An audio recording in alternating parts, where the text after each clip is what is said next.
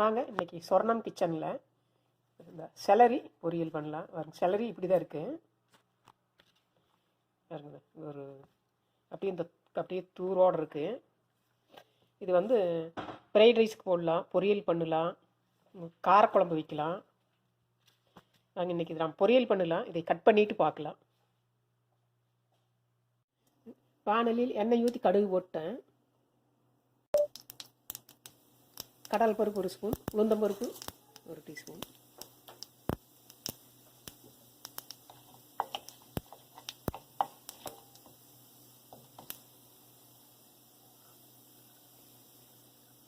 கொஞ்சம் செவந்தது வெங்காயம் போட்டுக்கலாம்.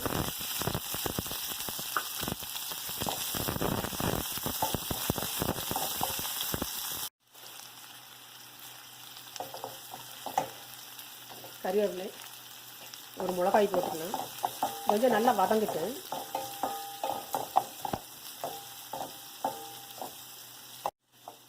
வெங்காயம் பாதி அளவு வதங்கிடுது. நம்ம கட் பண்ணி வச்சு செலரி போட்டுடலாம். பாருங்க, இந்த அளவுக்கு நைஸாக கட் பண்ணியிருக்கிறேன். இதை போட்டு வதக்கிடலாம்.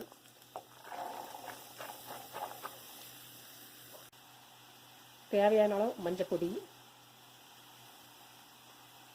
மிளகாய் பொடி காரத்துக்கு அந்த மாதிரி போட்டுங்க. ஒரு மிளகாய் போட்டிருக்கிறேன். கொஞ்சமாக மிளகாய் பொடி. இது வந்து மல்லி சீரகமெல்லாம் வறுத்து அரைச்ச மிளகாய் பொடி. உப்பு தேவையான அளவு.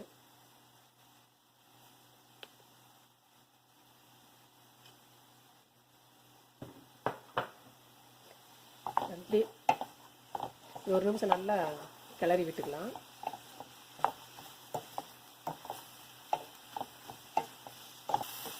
இது 2 மெத்தட் செய்யலாம். இப்படியே வதக்கி விட்டும் செய்யலாம்.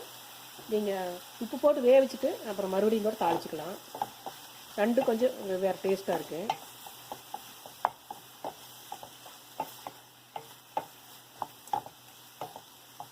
இதுக்கு தேவையான அளவு தண்ணி ஊற்றிக்கலாம். கொஞ்சமாக ஊற்றின போதும்.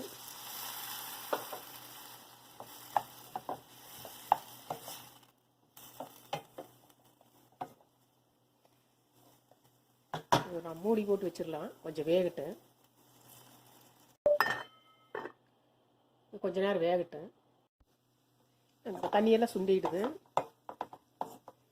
நீங்கள் தேவைப்பட்டால் தேங்காய் போட்டுக்கலாம். நான் தேங்காய் போடல. இது வெள்ளை சாதத்தோட பிசைஞ்சு சாப்பிட்றதுக்கெல்லாம் ரொம்ப நல்லா இருக்கு.